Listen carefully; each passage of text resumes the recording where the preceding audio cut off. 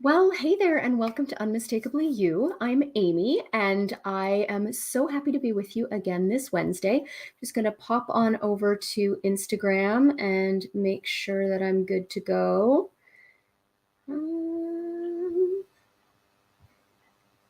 And there we go.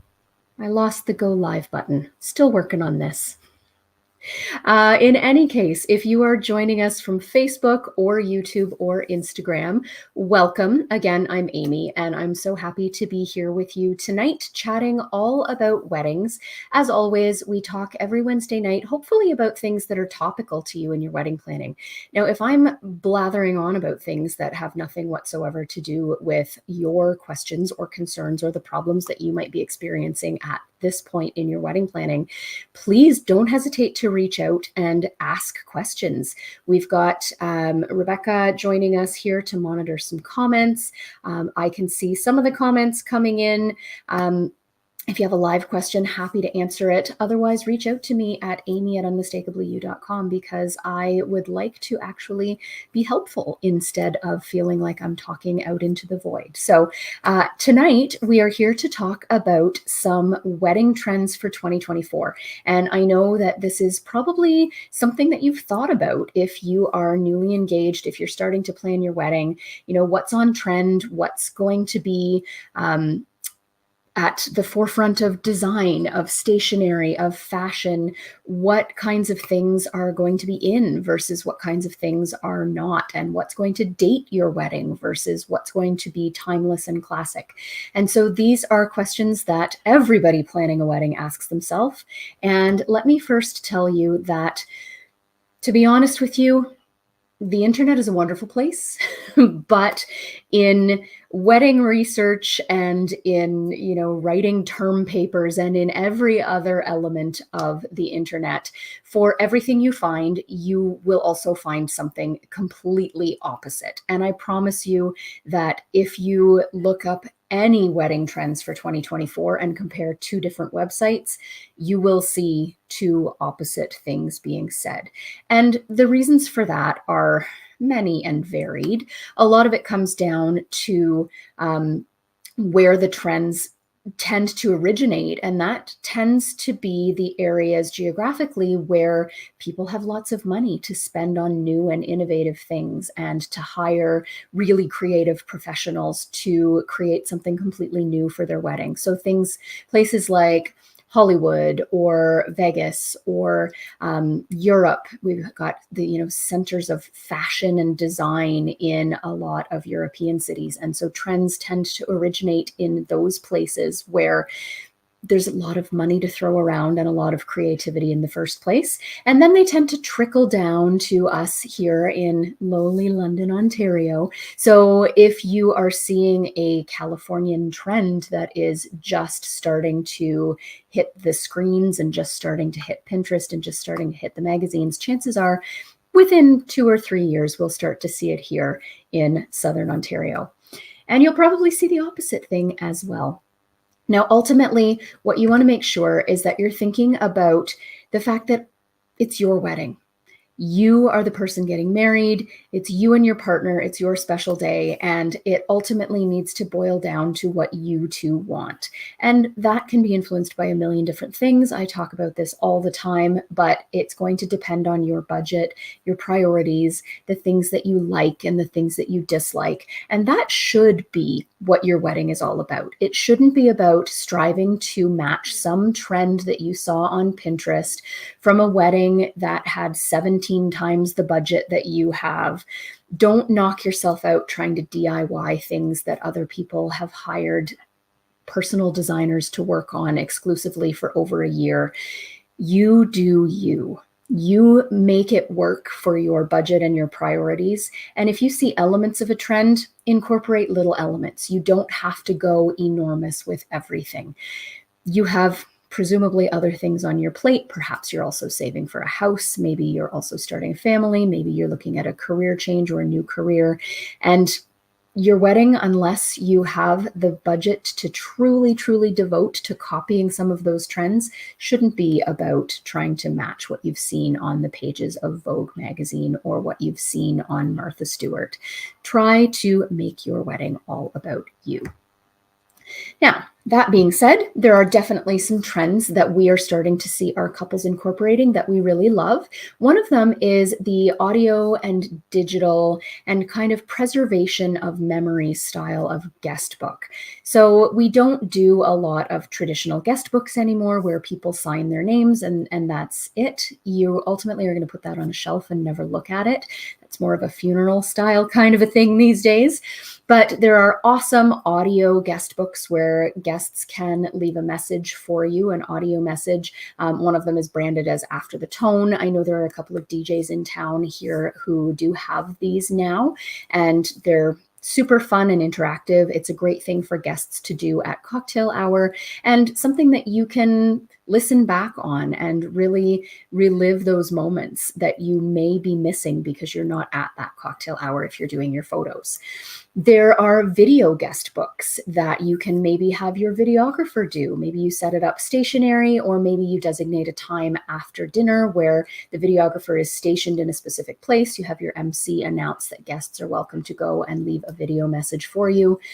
And the other thing that people are doing while it's not photo or video is uploading photos in an easy, quick way by giving guests a QR code or some kind of an easy way to open an app or to scan and get to a Google Drive, for instance, where they can upload the photos off of their phone that they've taken a million of that night, that then you'll have in one designated location that you can, of course, then come back on and check out after the wedding. Maybe you're lying in bed on the, on your honeymoon and or laying down on the beach, and you can check out all of the photos of the antics that your guests got up to on your wedding night. Now, this, of course, might not be feasible for everybody, so I'm certainly not saying that there are no other ways to have a guest book. Certainly, we're seeing still lots of great interactive things and more traditional sort of art style guest books that are also lovely and wonderful, but these are some of the ones that we're seeing trending right now that we're really enjoying. Secondly, I am loving the trend always of florals in any way, shape, or form. They're my favorite part of any wedding, but especially architectural florals. And we've been seeing this coming for a couple of years now in terms of freestanding arches or, the big lush floral installations at the ceremony site. Bonus points if they can do double duty and be repurposed into your reception, perhaps to frame your head table. Using florals to frame doorways or arches. Big ceiling installations. I'm seeing lots of people showing me inspiration photos of just dripping floral or greenery chandeliers or long installations above the head table. Instead of florals on the head table, then the florals are above the head table, and then you don't run the risk of someone having an obscured view of the wedding party or the couple at the head table. You can also use these installations to highlight your venue's features. So if you have some cool architectural features, why not draw some attention and get some eyes on them with your use of florals? I'd put flowers everywhere if I could. Let's be honest. That's just me. Now, this ties into flowers as well. We're seeing a lot more people leaning towards single color palettes or monochromatic palettes. So many shades of one color. All blues, from navy to sky blue and everything in between. And this is impacting every element of the wedding, from fashion to stationery to linen to florals. And I personally love it because it also gives you an opportunity to incorporate some pattern, which is something that we're seeing a little bit more of. So monotone patterns, things that incorporate those colors in a floral or in a paisley or in a check or something like that. Now, I'm interested to know if you've taken a look at Pantone. The color of the year this year is Peach Fuzz. And I don't know. We've seen the soft blushes for a number of years. I don't know whether we're going to lean more into those warmer orangey peach tones Or as I mentioned, trends tend to move a little slower around here. Maybe we will see some people starting to embrace last year's color of the year, which was Viva Magenta, so a really rich, vibrant color.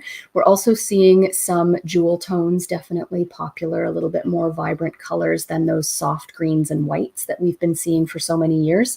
And I do love green and white. It's beautiful, it's classic, but I'm ready to start adding some more color into our weddings, and I'm definitely looking forward to that.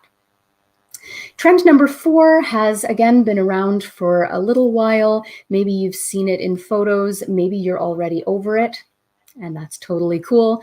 But I'm definitely seeing a lot more people incorporating bows into their decor for a couple of reasons. Depending on how you're using bows, they could be more affordable than actual florals. They add that soft kind of feminine element to things. They also have, depending again on how you do it, they can have an element of luxury and opulence. And that's something that we're seeing coming back instead of the sort of really clean, crisp, black and white, really modern, very almost stark weddings that we've seen that are, again, beautiful. Love those too. Over the last couple of years, we're starting to get back into some texture and some movement and some flow and some softness. And bows are a great way to do that. So you can put a bow just about anywhere. You can put it on a gown, on florals, on candles. Be careful of fire though. Fire hazards, beware. And on dresses, I've seen bows on sleeves, on bums, on necklines, everywhere. And I do love a good bum bow, to be honest with you. So keeping an eye on that and seeing where we're going to have bows appearing in our weddings this year. And finally, I love the trend that's been happening really kind of since COVID, I think, if you want to pinpoint it, about more interactive food. And that's tending to creep now into drinks, which I love. I love me some flowers. I also love me a good drink. I tend to be a wine girl, but I definitely am intrigued by more creative drinks and even mocktails. So the thing I love about this is that it's a more personal option. It's a way to explore flavors that you particularly enjoy, to incorporate your personal tastes. Depending on how you want to do this, if you hire a mixologist, for instance, it could almost provide an element of entertainment to your wedding reception, which I love. You can also take advantage of some seasonal flavors in there. So tailoring your cocktails to a nice, crisp fall day. Maybe you're going to incorporate an apple cider or some cinnamon flavors in there. Or if you're having a winter wedding, why not do a mulled wine? Or in the summer, something crisp and light and refreshing, maybe citrusy, or maybe something with some fizz or some sparkle. So it's a great opportunity to incorporate seasonal flavors and even to incorporate your wedding colors, depending on how crazy you want to go. I mean, I wouldn't recommend having 5 blue cocktails that all have blue curacao in them just because your wedding is blue. I mean, give your guests some variety as well. That's part of the reason I love this trend. The thing about mocktails especially is that we're seeing a lot more people these days being a little more responsible and providing DDs, or maybe you've got some guests who are expecting or who are abstaining for one reason or another, and giving them an option to have something more fun than just like a soda with lime is really thoughtful. It's a really thoughtful way to show those guests who aren't drinking that you also want them to have a great experience. So looking forward to some of those this upcoming year as well. So those are my top 5 things that I am seeing our couples asking for and that I love the idea of. I can't wait to see them in some of our weddings coming up this year. But ultimately, your ultimate takeaway for everybody who wants bows, you're going to see somebody who's completely over it. For everybody who says big statement florals are in, you're going to see somebody who says that tiny, petite arrangements are where it's at. Ultimately, remember, it's your wedding, and I realize that my face is in the way of my slide here, but underneath my face in the video, it says, it's your wedding. There are no wedding police, so you do you. You incorporate the elements that you love. And so what if it's not au courant? So what if what you love was trendy 5 or 8 or 10 years ago? It's your wedding.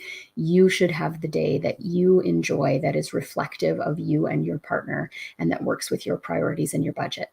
And if you're struggling with that, give us a call. We would love to help you out. In fact, we do have a Creating Cohesive Design workshop coming up on February 27th. So if you want to investigate some ways to incorporate these designs, if you are struggling to find a way to just pull your ideas together because you've gone down all of the Pinterest rabbit holes, if you are questioning or concerned or struggling or thoughtful or want some assistance or guidance, definitely reach out. Consider that workshop. It's a great opportunity to figure out how to get it all together and to have a wedding that reflects you and your partner, that you will look back on and treasure for years to come. I will see you next week. And until then, have a great one. Happy planning. Enjoy your weather, whether it's snowy or rainy where you are. And I'll catch you on the flip side. Bye.